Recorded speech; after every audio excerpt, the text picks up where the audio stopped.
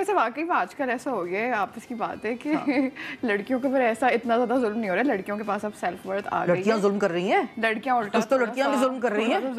بیچارہ دفتر جاتا ہے, دفتر سے آتا ہے تو پہلے ایک لسٹ تیار ہوتی ہے, مجھے یہ چاہیے, اس کے بعد ایک اور ہوتا ہے آج تم تھک گئی, میں نے کھانا, تم نے کیا کیا دن میں, تم تھک گئی ہو, میں نے نیٹ فلکس دیکھا, میں نے یہ کیا, انسٹاگرام کی ریل, مطلب یہ نا یہ بھی ظلم ہے کہ اگر آپ کا میاں بیٹھا ہے کھانے کے لیے, آپ صرف گرم کرنے کے لیے بھی آپ جو نا ریلوں پہ لگے ہوئے ہیں. یہ جو واقعی میں یہ بات ہے غزل جو ہے نا تھوڑی سی بھی پرانی ہے. نہیں میں پرانی کی بات نہیں, میں یہ کہہ رہی ہوں کہ صرف شہروں, دیکھیں یہ پروگرام ہر جگہ جاتا ہے, صرف شہروں میں نہیں جاتا ہے, یہ پروگرام ریموٹ ایریاز میں بھی جاتا ہے, یہ پروگرام چھوٹے چھوٹے گھروں میں بھی جاتا ہے.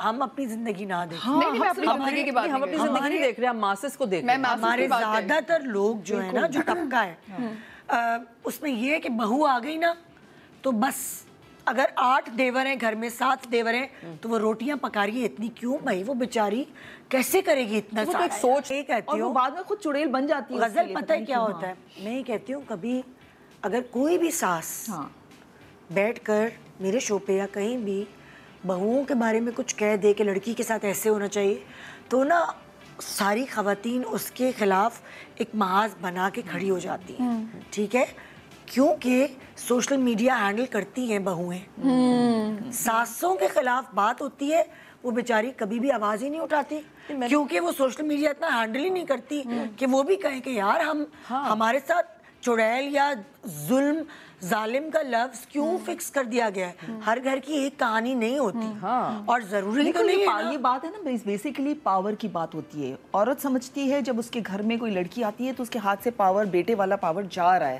مطلب بیٹے کو وہ کنٹرول کر رہی ہے, بیٹا میرا مجھ سے چھن جائے گا بیٹا. یہ جو انسیکیورٹی ہوتی ہے نا, یہ بہت خراب ہوتی ہے. یہ صرف ان عورتوں میں ہوتی ہے جو گھروں میں بیٹھتی ہیں, یہ ان عورتوں میں ہوتی ہے جو ان کے اپنے کوئی ٹراماز ہوتے ہوں گے پیچھے کے, یا ان عورتوں میں ہوتی ہے جو شاید اتنا فائنینشلی انڈیپینڈنٹ نہیں ہوتی ہیں, لیکن ہر کسی میں یہ نہیں ہوتا.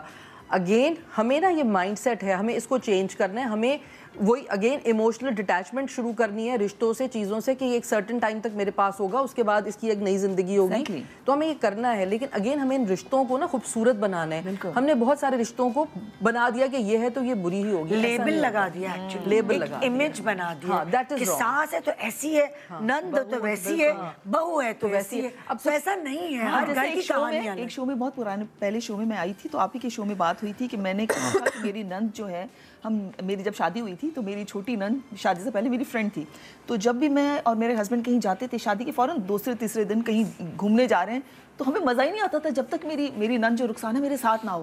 تو میں کہتی تھی سلام رخسانہ کو بلا لیتے ہیں, مزہ ہی نہیں آ رہا ہے. تو کہتا تھا بس میرے ساتھ مزہ نہیں آئے گا, بس رخسانہ کو ہر جگہ تمہیں بلانا ہے. تو یہ آپ کا اپنے رشتے ہوتے ہیں, ورنہ نارملی تو یہی کہا جاتا ہے کہ نند بھائی ہر جگہ پیچھے لگ گئی اور میرا ہنی مون خراب کیا, یہ کیا. میں تو خود چاہتی تھی جہاں جاؤں کہ مجھے مزہ آتا تھا کہ وہ ایسی ایک میوچل ہماری فیملی کا ممبر جو میرے ہسبینڈ کی بیچاری میری بھی. اس سے پہلے کہ میں بریک پہ جاؤں, میں چاہتی ہوں کہ یہ بھی کچھ بولے نا اس کے اوپر, سسرال کے اوپر.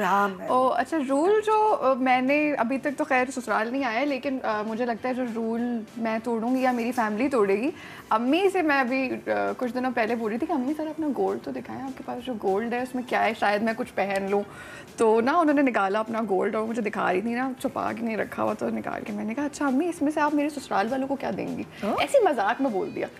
امی ماشاء اللہ انہوں نے میری یہ سیلف ورتھ بنائی ہے جو میں یہاں پہ پہنچی. انہوں نے کہا کیا مطلب ہے, پوری بیٹی دے رہی ہوں تو آپ سونا بھی دوں گی. بالکل. میں نے کہا واو, اچھا یہ بات بہت ساری مائیں, یعنی کیا ہے کہ سیلف ورتھ ہی نہیں بنائی ہوئی اپنی بیٹی کی نا, جو اس طرح کی چیزیں ہو رہی ہیں.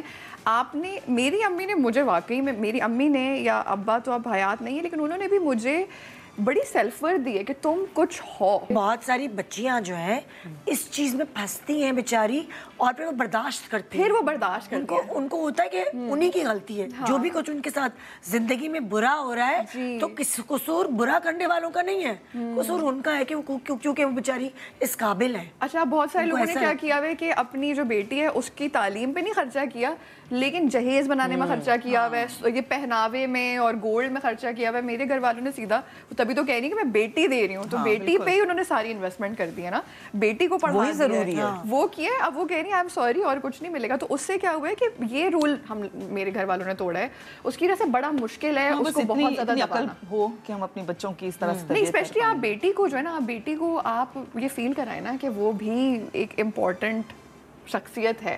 سب سے زیادہ مسئلہ یہی ہے کہ ہم بیٹی کو تھوڑا دبا کے, یا میں نے بہت سارے گھروں میں دیکھا ہے کہ بیٹی کی پڑھائی پہ خرچہ نہیں ہو رہا لیکن بیٹے کی پڑھائی پہ خرچہ ہو رہا ہے. تو خیر ہمارے یہاں تو بھائی نہیں تھا, لیکن یہ جو میرے گھر والوں نے رول توڑا ہے نا کہ بیٹی کے اوپر بھی اسی طرح سے ایک ذمہ داری سمجھی جاتی ہے نا, بیٹی ذمہ داری جلدی سے بس فارغ ہو جائے.